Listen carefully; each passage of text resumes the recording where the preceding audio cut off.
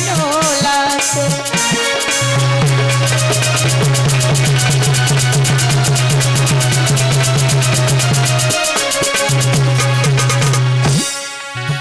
अरे एक घर में नारी तुम्हारी,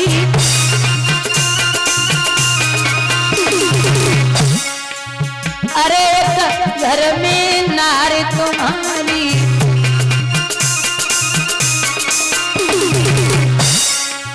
अरे तुम करी जिंदगी ख्वारी,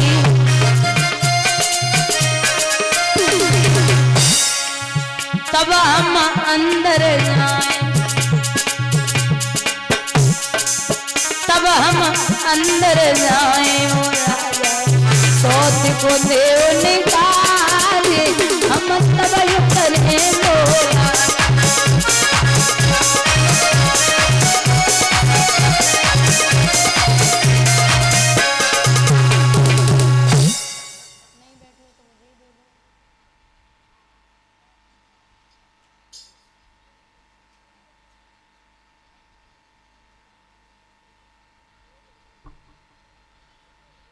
भैया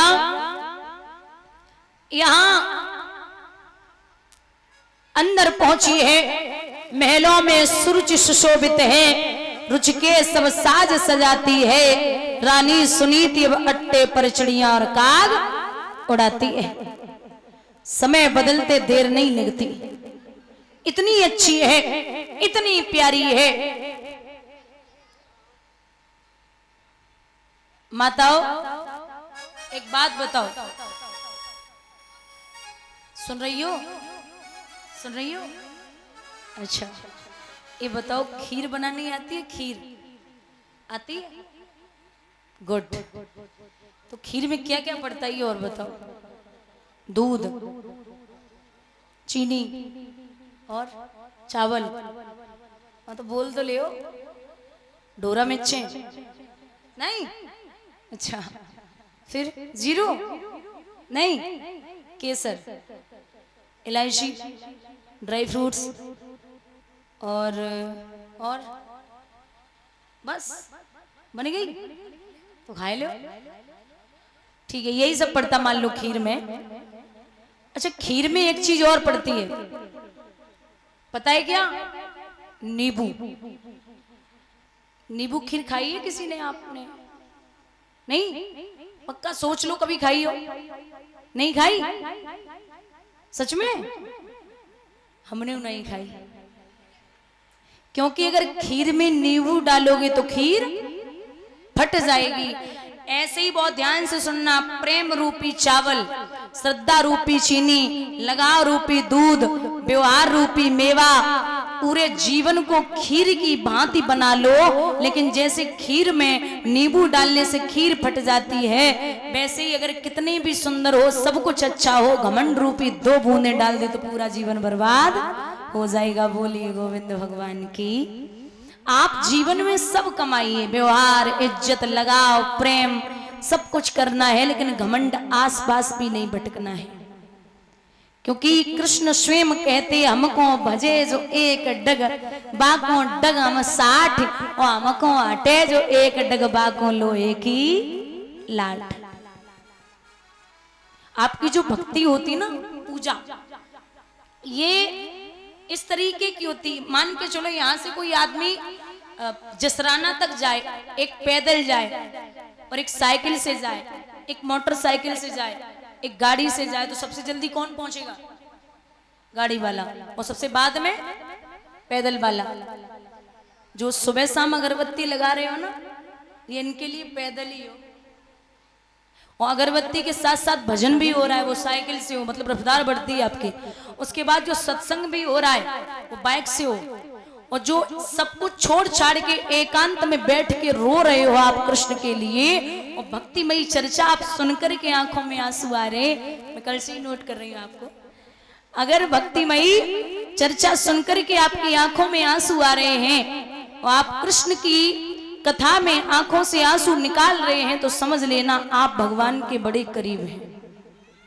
जो उसके लिए रोता है, क्योंकि मान के चलो आपको किसी को बस में करना हो, बस में तो कैसे करोगे? आदमी किसी को भी, आपको चाहे आदमी औरत कोई भी हो, अगर उसको बस में करना है तो वो एक ही उपाय होता है, आप सामने वाले की कमजोरी पकड़ लो। होता है ना, अगर आप उसकी कमजोरी जानते होंगे तो वो जैसे करोगे वैसे ही करेगा, वो नाचेगा उसी तरीके से। ऐसे ही भगवान की कमजोरी है भक्त के आंसू। वो भक्त के आंसू नहीं देख सकते, आएंगे जरूर, कैसे भी आए। तो आप बस इतना याद रखिए कि स्मरण बराबर करना है, भूलना नहीं है। परिवार अपनी जगह है, भगवान अपनी जगह है, क्योंकि लिखते हैं विद्वान, जन्म सब धोखे में बीत गयो, जन्म सब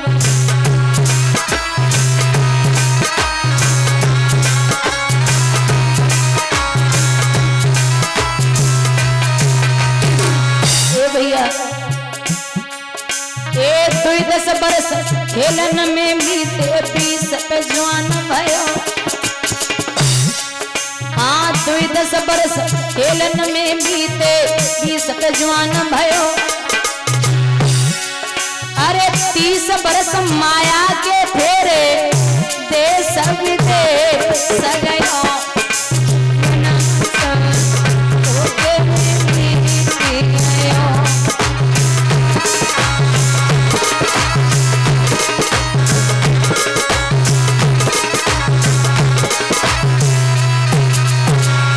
और 30 बरस 40 के अंदर तेरो ब्याह भयो। 30 बरस 40 के अंदर तेरो ब्याह भयो। एक पड़ के नारे के धंधा में तू अरे कोई ले गयो।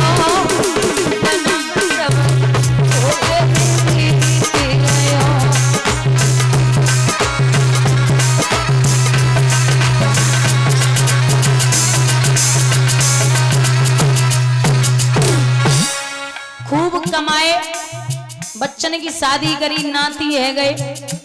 खुद जब 60 साल के भये तो बाहर चारपाई पहुंच गई।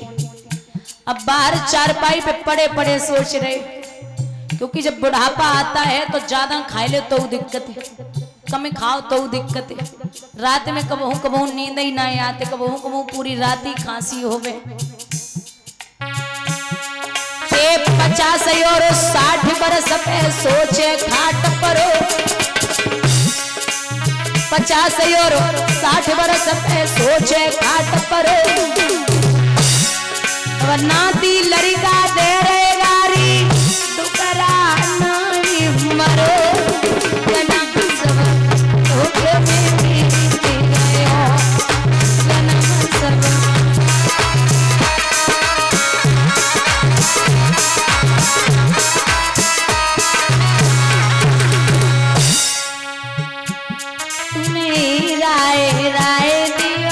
चपरे में भैया हीरा लुटाई दियो छोरे में।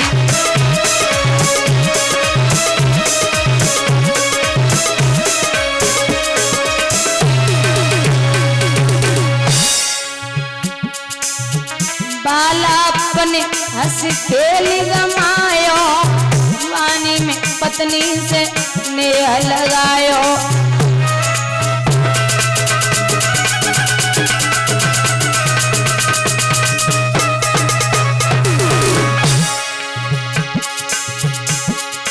बुढ़ापे पे नंबर जब मौत को आयो, तो भूख लगी कैसी अफरे में, मेरी रात ताए लिया छोरे में।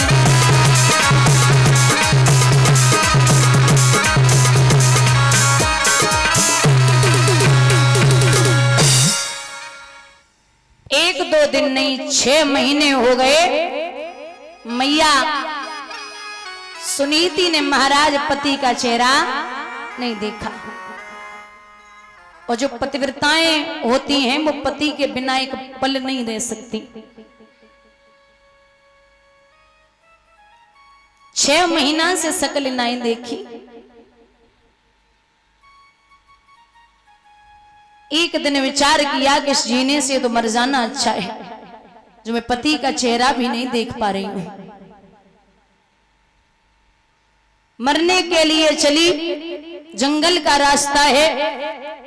रात्रि के 12 बजे मैया सुनीति जब जंगल में पहुंची तो पीछे से ब्रह्मपुत्र नारद ने देख लिया। बोले लड़की कहां जा रही है? पीछे देखा तो एक तेजस्वी संत खड़े। कौन है तू? महाराज आप मुझे कोई तेजस्वी संत मालूम पड़ रहे हैं, आप बताइए ना, एक माँ, एक पत्नी, एक औरत अपने प्राणों को कब देती है? बोले तू पहले मेरे सवाल का जवाब दे। सवाल क्या है? सवाल ये है कि का वर्षा थोड़ी भई के कहूं गो किसान, और सही खेत बंजर पड़े कहा रची भगवान। मैया बोली बाबा ना वर्षा थोड़ी भई, ना कहूं गो किसान, और खेत बीज ओढ़ तो नहीं, सुनिए संत सुजान। अच्छा तो कोई बेटा नहीं है? बोले हाँ।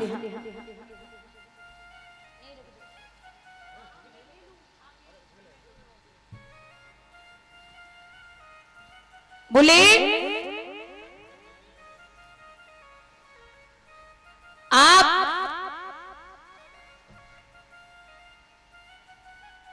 कि कोई पुत्र नहीं है, तू मरने आ गई?